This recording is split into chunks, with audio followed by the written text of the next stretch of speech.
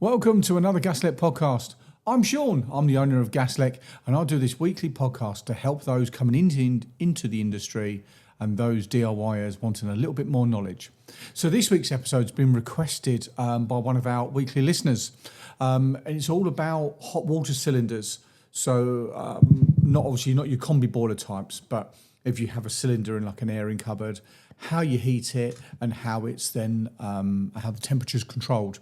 So I've got a couple of bits from downstairs in the store I'm just going to show you.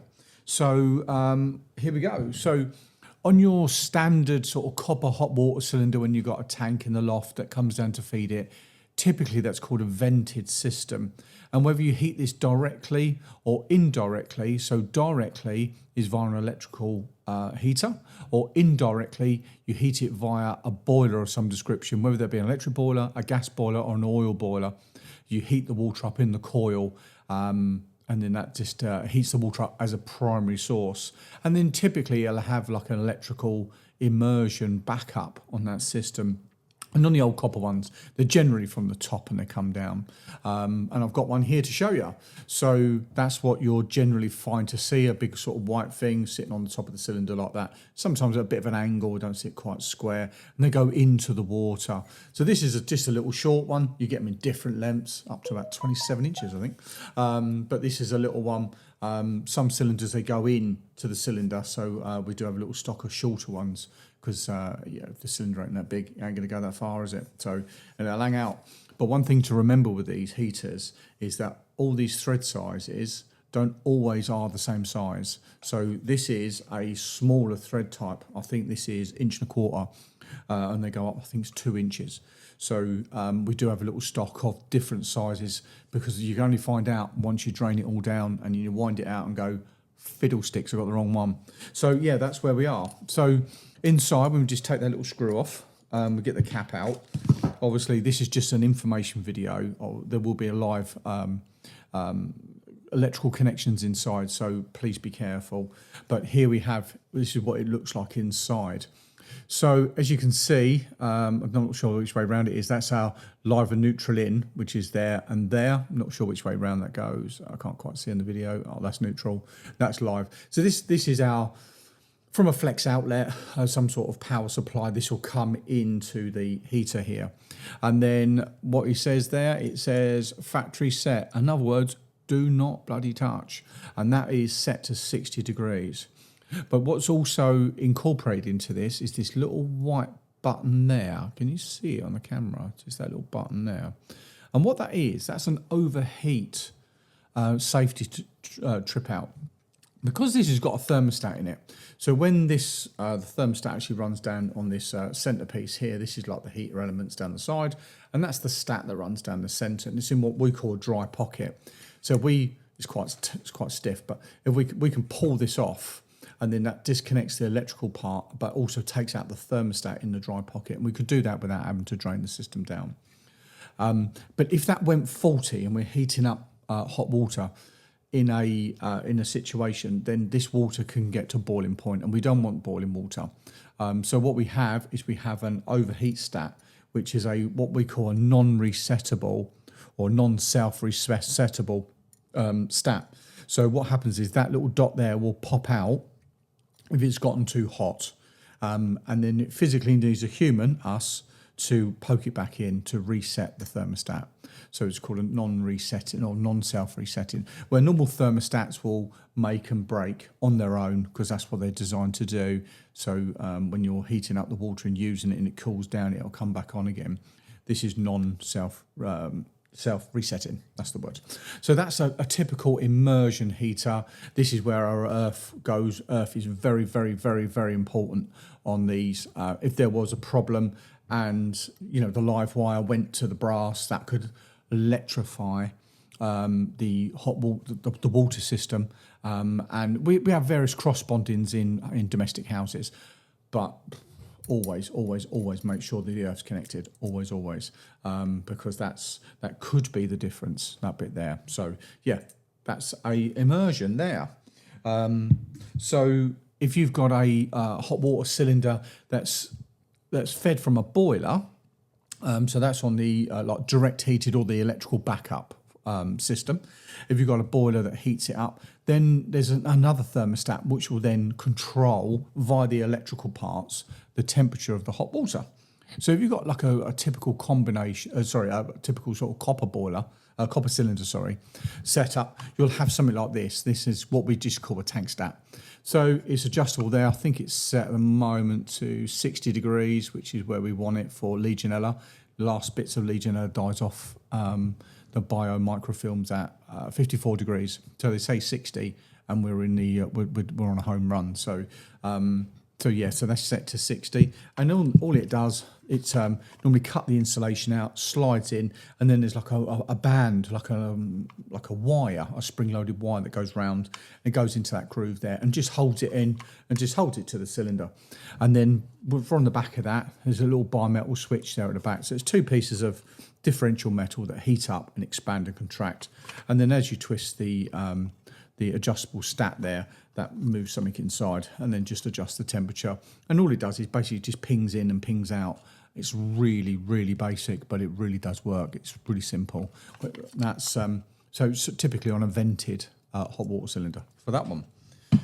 So if you've got an unvented cylinder, so you like quite a modern cylinder, you don't have tanks in the loft type installation, but it's not completely black and white for that though, but it's like a modern white alley sort of cylinder with normally like a flat top on it. It doesn't have the curves, and the heaters will always go in diagonal for these ones as well. Then we have basically the same but slightly different. So make sure I get this right way up. And so we have something like this. So the wires come out the bottom, and then we have this here, and we have a adjustable thermostat on the front. So what's interesting about this is this doesn't have a high limit stat on it. So all this is just temperature, and that's how all it works. So it uses, because if you're using a central heating boiler, like a gas boiler for instance, you might have a flow temperature maximum about 80 degrees coming out of that, and it cannot exceed. So the time it comes out of the boiler at 80, goes down the pipework and loses a bit of heat and a bit of energy on the way, gets to the coil, goes round the coil to indirectly heat the water from the coil to the main body of water and back out again. You're being honest, you're not going to exceed 80 degrees. It's just the laws of physics. 100 degrees, sorry. It's the laws of physics. You ain't gonna get to those sort of numbers from your gas boiler. From an electrical side of view, it's a different kettle of fish, but from a gas boiler, you won't exceed that. But on here, we do have a high limit stat. So exactly the same as your immersion. So, and what happens here is you take that off, and you can see that little white button again, and that will then pop out if it does overheat, or there's a fault that occurs within this, and it's set too high, or it's just on its way out. And always check to see if that's popped out. So this one's just springing in and out. It's not clicking at all, but you'll know it when they do pop out. Some boilers have them as well, overheat stats that pop out. Trying to remember the make of boiler off the top of my head. I didn't research this one, but there is one. I think it pops out the bottom, and it's like a manual reset. Very old boiler though, very, very old. Non-condensing, over 20 years old, one of those types. So that's how we control the heat temperature of the hot water on like an unvented cylinder heated from a boiler. So you wouldn't have one of these in a vented system, or sorry, you wouldn't have one of these in if it's direct heated, because the immersion heaters, they'll take care of the thermostat and the overheat stat. You wouldn't have one of these, so you'll have one if it's indirectly heated. And on the back, it's got two stats. So one does just the water temperature and just does the regulating, and one does the high limit. Not sure which one they are. And then that will go into like a dry pocket inside the cylinder, just like a little tube, and that will slide in, and it has these little grub screws here on the sides. And those little grubs, they just hold it into place. It hasn't got to really sort of grip it much at all, really, just stop it twisting, and just pops in and gets it done. I haven't got a screwdriver here, but yeah, if you take the three screws out, you'll see the wiring configuration between the upper limit stat going through to the normal sort of water temperature stat, and then back out again to control. And either of those break the continuity, that's what kicks it out. So there we are. So that is how we control hot water on hot water cylinders. So we've been called out to a few. I got called out to one on Friday, it was, over in Finchley, North London. And yeah, we had an issue there, and we pulled them out, and they were absolutely heaving with limescale. And limescale is a harbour for Legionella, so you've got to be really, really, really careful. You can get little tiny pockets of it all. Yeah, so we'll do another video on Legionella and what we need to do for temperature control to make sure we clean it off, and the problems with limescale.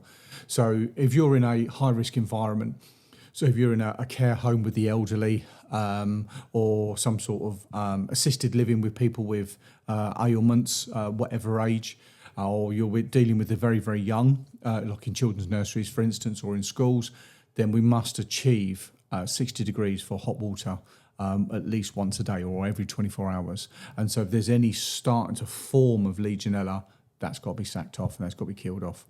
And there are regimes within Legionella where you've got to get it water tested annually. And they just send you like a little test pot, and you send it off to a lab, and then they test it to see if there's any biofilms that are forming, and they do your water sampling. But that's all above board, and that they send you a certificate through. So if you're in those sort of industries, you need to keep on top of that. But as I say, I'll do another one on Legionella at another time, and we'll go into some of the facts and statistics and some of the numbers for that there. So there we go. There goes another weekly podcast. So I hope that little video and audio side of things all comes together. And apologies on the audio if you don't actually see the video. This video is also on YouTube as an audio and a video side of things. So, but yeah, so hopefully the listener poll, hopefully that answers your question there, my friend. Great. Have a fantastic weekend. I say weekend. I'm recording this on a Sunday. Obviously, this comes out on a Tuesday morning. So have a fantastic week, I should say, and all the best. Take care. Goodbye.